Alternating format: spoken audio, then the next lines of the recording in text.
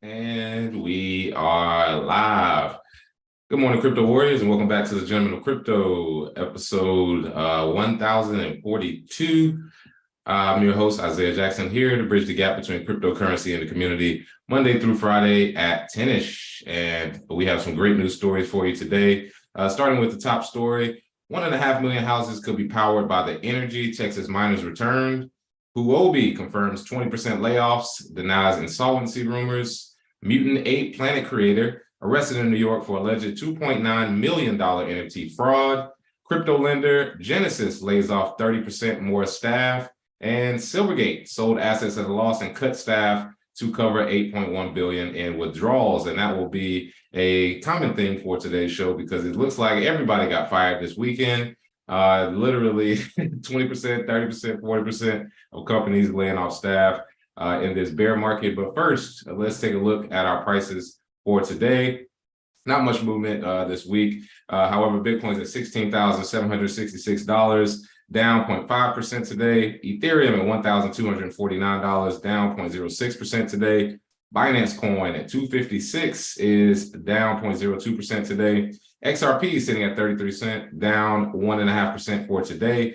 Dogecoin sitting at 7 cents is down 2.3% for the day.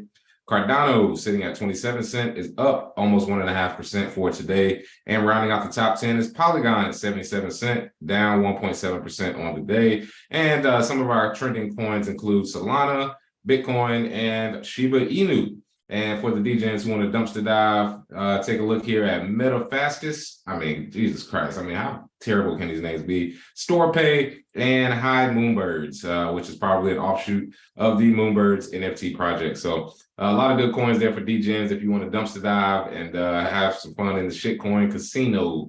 And let's take a look at some of our people who are on right now. Again, today's theme really is everybody's fired. I mean, so this is going to be a great show to discuss these layoffs and show you that in bear markets, this always happens. But shout out to Zyro, Just Call Me L, Patrick Walker, Miriam, Swellboy, Goodness Uchi, it's FBF from Abuja, absolutely. Kadeem K, Carson, BK Crypto, The Aboriginal Man, BK Born, Bed-Style Rays, Wendy Nichols, Goodness Uchi, SBF Not Guilty. Hey, that's what he's pleading. Milto, Wisdom Bars, Nerd Up, Captain G, Larry N, Reno Gamble, Eric Estrada, what's up, what's up? Miss Limitless, everybody's jumping in today. So again, definitely some great stories for you. So let's go ahead and jump right in. 1.5 million houses could be powered by the energy Texas miners returned. So I mean, for most people, you know, when they talk about the energy grid and how things work, it's mostly just FUD. I mean, Jesus Christ, how much can they just bring up this lie that Bitcoin is using too much energy when in reality it's actually helping? Bitcoin miners appear to be the model consumers for the ancillary services in the state. During the winter storm in Texas in December 2022, Bitcoin mining operators returned up to 1,500 megawatts of energy to the distressed local grid. It became possible due to the flexibility of mining operations and the ancillary services provided by the state authorities. So again, you're basically hearing nothing but FUD at this point if they're saying that Bitcoin is bad for the environment. It's a bunch of beta males and cucks out here trying to get us on to tell us that the earth is gonna destroy us and that we're destroying the earth. We can't do anything to the earth. And on top of the fact that it's basically going to be a carbon tax at a certain point. So in his commentary to Satoshi Action Fund, Texas Blockchain Council President Lee Bratcher, shout out to Lee Bratcher, stated that miners returned 1,500 megawatts to the Texas grid. This would be enough to heat over 1.5 million small homes or keep 300 large hospitals fully operational, according to the calculations from the Bitcoin advocacy group. So not only is Bitcoin saving energy, it's actually returning it and giving a real world use case for mining. And that's why I've said multiple times after going to Texas for my brother's wedding, I was in if anybody's heard the story, I was in the elevator. It was a Texas oil mining conference going on at the same time. It was like 8 of them in there with me. And I had on a Bitcoin shirt, and literally all they said when they saw it was, yeah, man, we're all moving towards mining. Bitcoin mining is the way. Bitcoin mining is going to be great. I mean, nobody argued. There was literally no arguments whatsoever. So what people need to realize is that this is coming whether people want to believe it or not. It's definitely not going away. And just seeing these stats just helps with most people in the space currently, and people who are coming into the space, because a lot of normies still think we need to clean up the code or change something about the code. Shut up. No, we don't. There's nothing wrong with Bitcoin and the mining here. These statistics prove it. And again, we'll just have to keep proving it to people over and over until they finally get the message. So let's take a look at some more of the comments today. Let's see. Reno Gamble, Zay King, TGLC crew, thanks for another show. Absolutely.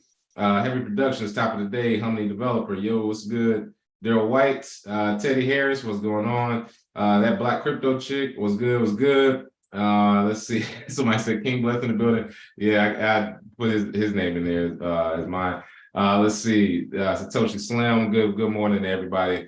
Welcome into the FBF, our weekly show. Of course, if you have any comments, probably won't do call-ins today, but if you have any comments, make sure you leave comments under the show. It helps with the algorithm if you want to refute some of the stuff we had to say on the show today. So before I'm going to point out, left there was CES. And did a great interview, a lot of big, some NFL, some people who had across the world. Honestly, it was one see people who have these who have the same basic understanding. It's a great time. So all I can tell people right now is that the crypto industry really is not going anywhere. We're talking about some of the richest people in the world, some of the biggest creators at this podcast, and they were talking about how excited they were about this industry. So it's amazing to see that. And let me make sure this fixes video. It seems like it's kind of finicky right now. Yeah, I don't know, something weird. But let's jump to our next story here. Huobi confirms 20% layoffs, denies insolvency rumors. And you know what? I'm actually going to slide that for afterwards, because I'm going to do it all together. Huobi, Genesis, and Silvergate, I'll do those all together. So let's actually jump into Mutant Ape Planet creator arrested in New York for alleged $2.9 million NFT fraud. Oh man, so all those NFTs out there with getting rug pulled, your day is coming as well. So the developer of a Mutant Ape Yacht Club knockoff collection has allegedly defrauded investors of up to $2.9 million and admitted to a rug pull. This is no bueno for anybody who had these NFTs. The arrest took place January 4th at JFK International Airport in New York, with Homeland Security agent Ivan J. Arvello alleging that the French national Aurélien Michel perpetuated a rug pull scheme and stole nearly $3 million from investors for his own personal use. I mean, this doesn't get more clear cut than that. My man was trying to leave. If they catch you at the airport, you're almost as good as guilty. They're like, what? I mean, where are you flying to, brother? Where you going? Where you running? And purchases of the Mutant Ape Planet NFTs thought they were investing in a trendy new collectible, but they were deceived and received none of the promised benefits. Internal Revenue Service agent Thomas Fatoruso was quoted in a press release from the Department of Justice as saying that Michael defrauded investors are making false representations of, among other things, giveaways, tokens with staking features, and merchandise collections. But Michelle withdrew the funds once the NFTs were sold out. Again, this is the thing about the NFT space. You don't know what they're actually going to do. They can give you roadmaps from here until eternity. But in actuality, this is what the chart ends up looking like. Huge sales at the beginning and then nothing. And I'm sure they had a Discord or some sort of Telegram where they were communicating. And he was probably like, oh, yeah, well, the money is gone, but you'll still get all the benefits of the NFT. But it looks like the people who were holders got nothing. And somebody actually commented here on Twitter, lack of activity and actual showing of any sign of promised utility. This led to a lot of the community being skeptical. This led to an increase of FUD flowing in the chats, and it became extremely toxic.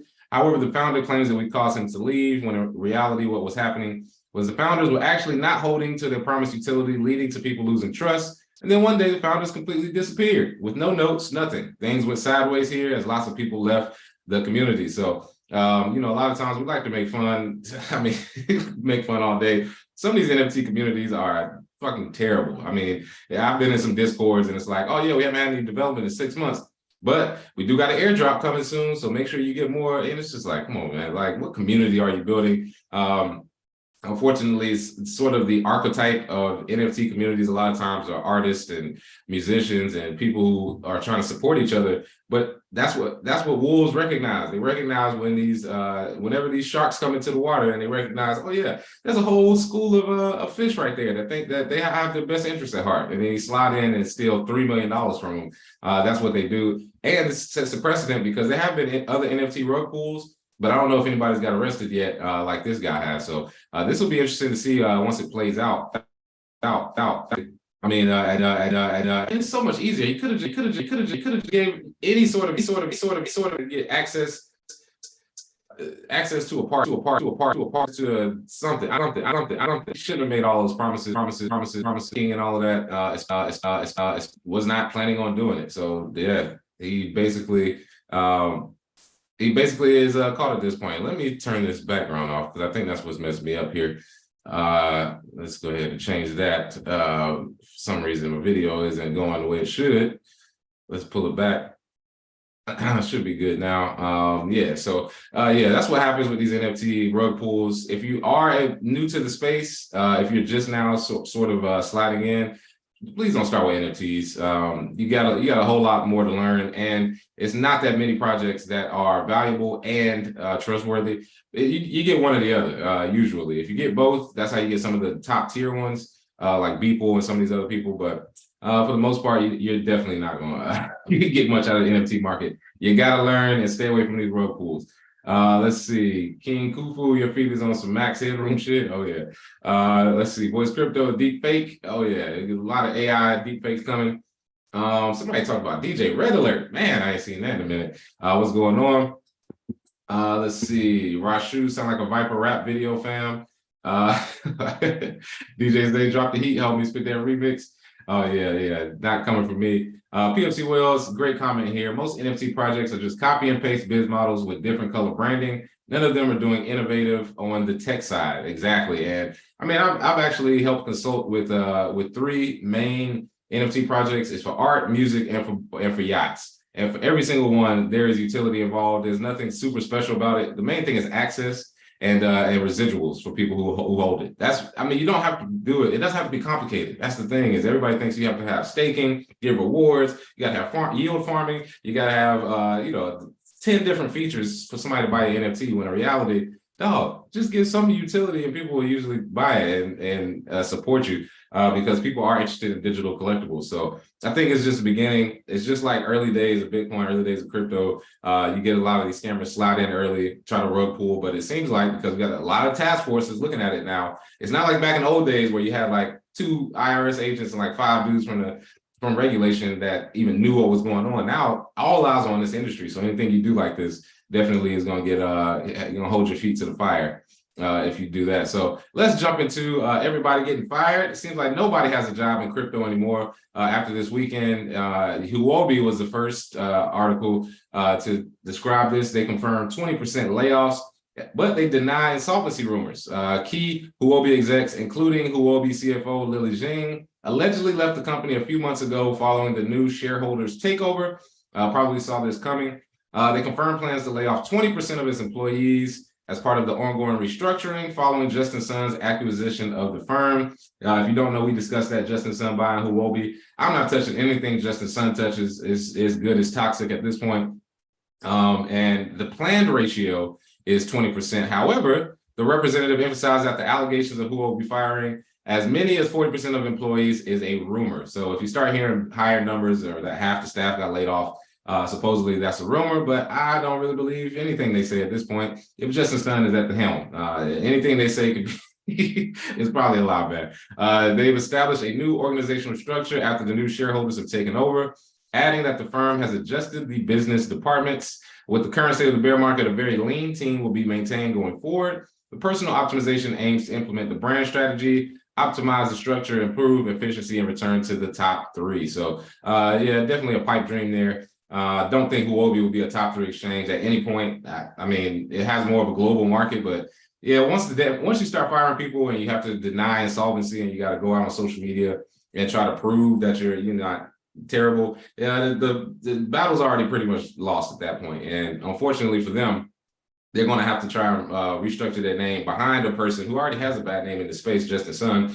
He has a bunch of money he made from Tron, which has always been questionable to me, and just his business practices in general. And he wanted to pay to go to lunch with Warren Buffett. Like, he just does a lot of stuff that rubs me the wrong way. So if you're in this market, if you're learning every day passively, one of the things you have to realize is these exchanges do not have your back. No keys, no cheese is a saying I created for a reason, and always do what you can to get away, because another exchange, Genesis, they're looking to lay off 30% more staff. Now, this isn't just first 20% like Huobi. They're planning to cut 30% more. They announced in August it planned to cut its 260-person workforce by 20%, with CEO Michael Morrow moving on into an advisory role. And then they said they reportedly cut 30% of his workforce in his second round of layoffs in 6 months. So they're getting rid of a good number of people. Let's see, if we do some quick calculations, 260 people, 20%, that's 52 people. So that's about 208 people. We cut 30% of that. That's about another 60, so about 70 at that point. So yeah, now they're down to about 138 people on the staff. Don't ask me how I did all that in my head. I don't know. It's just a calculator up there. But as we continue to navigate unprecedented industry challenges, Genesis has made the difficult decision to reduce our headcount globally, a spokesperson told Cointelegraph. These measures are part of our ongoing efforts to move our business forward. Doesn't this sound familiar? Huobi, Genesis, I mean, everybody is cutting people in the bear market. It happens every single bear market. However, these are businesses, so they have to come out and basically give these, pre-typed PR type messages. I mean, whenever it says a spokesperson told Cointelegraph, I mean, you already know what's coming after that. For that, wrong with it per se. Because if you want your business, that's what you got. The main thing is you want to one that has to give the good people working for you fortunate. So I don't know why camera's messing up today. My main camera is messing up, but let's see if we can pull it back here. Give me 1 second. Acting weird. It's crazy. Like I said, I feel like the Fed's messing with me. It only happens on yes, our last firing, and we might have to go here.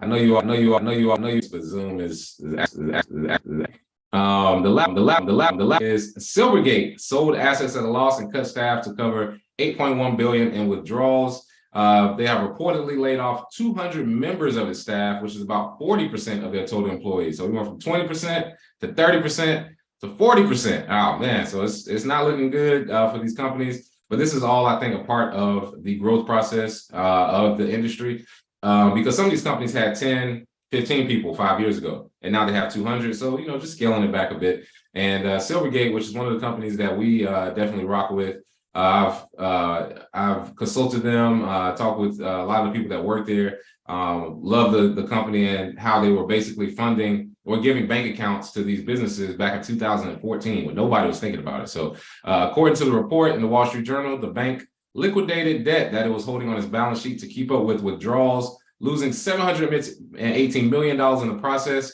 The loss reportedly surpasses the firm's profits since 2013. Man, in addition, crypto-related deposits dropped by 68% in the fourth quarter of last year. So because of this, Silvergate dismissed about 200 employees, which is about 40% of its total personnel. The bank also canceled a plan to launch its own digital currency project, writing it off almost $200 million that it paid Facebook to buy the technology. It was built for the DM project. And that's one thing I wish I was able to discuss with them in consulting, is if I would have known that they were planning to buy or to pay into Facebook for DM, I would have told them no, 100% no, don't waste your money or your time. It's not getting pushed through. There is not going to be any other currencies created that aren't cryptocurrencies. I can tell you that right now. CBDCs were already set years ago. The plan is already in motion. Bitcoin has sort of interfered with that. So you can make your choice. You can go with no actual privacy at all. I've seen reports of people testing the CBDC in Europe, and the beta tests are already saying you got to pay a carbon tax, or you spent too much money this week, or you haven't spent enough money this week, things like that. I mean, you talk about capital controls, the CBDC is what's coming. So DM was dead from the start. They were not going to let 2 billion people have access to their own money and sort of circumvent the actual dollar. So that was a terrible strategy, but they are cutting off 40% of their staff. I think they'll come back strong. Like most companies in the bear market, you got to push through it. Some people may get fired. I've seen a lot of people, they get fired in a bear market, but they come back and work for different companies in a bull market because they have the experience from before. So getting fired is not necessarily that bad. It's literally in this industry, the experience is what matters. If you have that experience, you're more likely to get hired by another company now that you see it. So let's see, people in the chats. Let's see. So I said, just the son is the Juan Guido of crypto. Zay, you lagging? I don't know. That's why I said I got Google Fiber for a reason. It should never be any lagging at all, but it is what it is. 5252 chat GPT about to rock the customer service call center jobs and crypto news sites next. Exactly.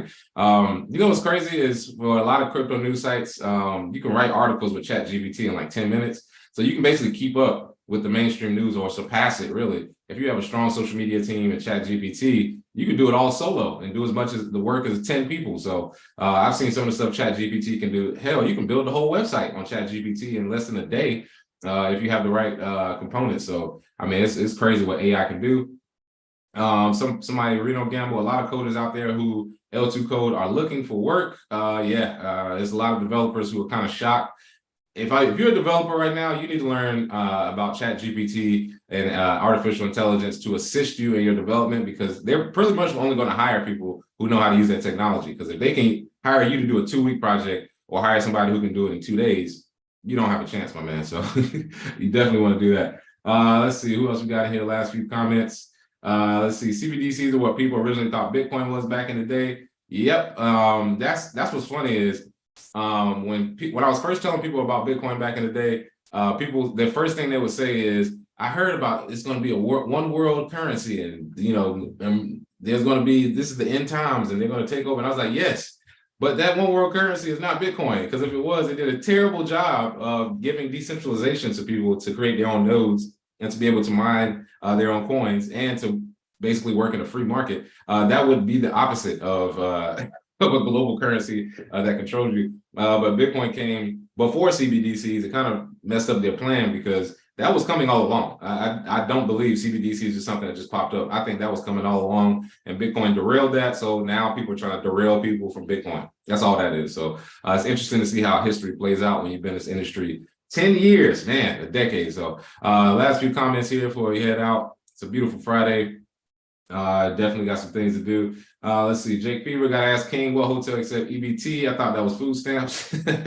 Exactly. Let's see. Zaro, NYC Education Department banned Chat GPT from school devices. You know what? It's crazy how humans have the exact same reactions to new technology every time. Because I remember, I was young enough to remember when Google was banned at our school. They would not let you use Google if you had a laptop and you were working in, which most people didn't have laptops, but we were in a computer lab. You couldn't use Google to ask questions. You could only use each other, or you had to ask the teacher, which was stupid, because when I started teaching computer classes, years later, that was the number one thing they told us, was like, make them use Google. They need to learn on their own, they need to do it. And that was 5 years after I was in high school. So, it changes really fast. And I think they need to see ChatGPT as an assistant, less of something that's answering the questions. Because honestly, I do think reading is important. You do need to read to retain the information. But as far as using it for schoolwork, and you just have to teach them the right way to use it. You do need to know how to use it, but you have to also know how to use technology as an assistant. For example, when you do math, I can do it all day written, because that's how I was taught. The problem is, why would I? We have calculators. We have things that can calculate it for me. I don't need to handwrite out all these algebraic equations. However, learning it allowed me to process it a lot easier in my head. So that sucks in NYC, and they banned it so quick. I mean, damn, give it a year before you do it. But I'm sure there's some smart kid that basically uses it to answer all the questions, and teachers are like, oh God, let's get rid of this new technology. They always do that. So just gotta adjust, and I'm sure in a couple of years it'll be mandatory to use ChatGPT for most jobs, which will make it mandatory in schools. So let's see. Let's see, King Khufu CBDs were originally SDRs. Oh yeah, some people were watching YouTube with me back in 2010 when they were talking about the SDR. They were talking about Americo, which was supposed to be like unite the Northern American countries together. What was the other one? There's Americo, SDRs. There's a few of them they were talking about. They just rebranded it, same thing. Huobi developer talking about NFEBT. That actually might be a pretty good idea. I mean, the technology will work if you want to verify people who actually get EBT benefits. So that's dope. And Reno Gam, I was in college when the internet was really blowing up. Cats were learning how to cheat using the internet, making A's while smoking blunts, playing video games all day. Wasn't we all, man? That was the good old days. You only had to do like an hour worth of work a day, maybe go to class and still get A's because attendance didn't matter. At big schools, at least. I went to a huge school, biggest school in North Carolina. So attendance wasn't really a thing. So it was like, well, I'll just do it online. Like I'm staying in and playing Madden, working on my Madden skills because I was making money playing video games, definitely, or playing cards. Let's see, Bitcoin Madam, yes, and you do have to read what the GPT puts out to make sure it's correct. It can give you incorrect answers sometimes. Yes, I have actually stress tested the Chat GPT with some questions that could go either way, and it's been completely wrong. And you have to look at who's programming these Chat GPT, who's programming the AI. That's going to be the big thing right there. Is that whoever programs it is going to be their words. For example, one of the things I put in the definition, I guess we got to trigger some people here on this Friday. One of the first questions I asked the Chat GPT is, "What is a woman?" And it gave me 2 paragraphs worth of shit, and I was like, "No, the definition is 3 words, man. Adult, human, female. Like, it's very simple. But that's what happens with AI. Who programmed it? Was it people who believe in one side of the debate, who believe in the other, or is it a middle ground? How do you figure that out?" And then that was a very simple question. When you start getting more advanced, that's when you start seeing some of the issues. And also, too, if you look at Chat GPT, as far as artificial intelligence building, it's not sentient like Google is basically saying AI is. Because if we have it, if it's public right now, imagine what the governments have had for the last 15 years. And I was discussing that when I was in Vegas. One of my guys, Mo Hurst, shout out to him. He's a D lineman for the 49ers. First linked up with him. We were chilling, smoking cigars, talking about crypto. And one of the things he said, which actually piqued my interest, he said, "Man, you realize how close these bets are?" Like, he was telling me for sports bets, he can't do it because he's an NFL player. But he was like, you look at Vegas bets and all these sports, different sports bets, they're always so close. And he's like, how would they be able to figure that out without artificial intelligence? And I was like, you know what? You're right. And I'm pretty sure they're using military grade, government grade, super advanced artificial intelligence to come up with that data. And we're just now getting sort of the, I guess, middle school version of it. Like, you're getting a dumbed down, watered down version of it. If you see any technology and it becomes new for us, it's already been working in the background. As far as government, they always get it 15 to 20 years ahead. So whatever we have now is sort of the dumbed down version. Justin, from you can put a liver in the blender by asking them, "What is a woman?" Yeah, that's my favorite documentary of last year. What is a woman? It was hilarious. And of course, I mean, not trying to trigger anybody, but again, there are a lot of questions that could be ambiguous based on the person answering it. So we have a long way to go with AI for use case for the public for right now. So yeah, people are talking about GPT-4 is coming. Yep. You lost by 0.5 point spreads or yardage and prop bets. Yeah, so artificial intelligence is extremely smart. And again, this week, everybody knows King, had surgery on his mouth, had one of the stitches pop, kind of swole up, so had to miss some days. But we will be back better than ever next week. We have a new challenge where we're actually going to start giving out Bitcoin to people again. So if you join the channel, go ahead and join now, because next week when we announce this new challenge that we have to get people to get Bitcoin for free from us, like the good old days, you're going to want to make sure that you are joined on this channel. A couple bucks a month to support the channel, but it will allow you a chance to start earning free Bitcoin consistently throughout the year. We're definitely glad to bring that to you. So make sure you hit that join. Make sure you hit the like button. Comment on it for the algorithm. Just throw something in there. Comment on the show today on things you want to learn. And love you guys. See you on Monday. Have a great weekend.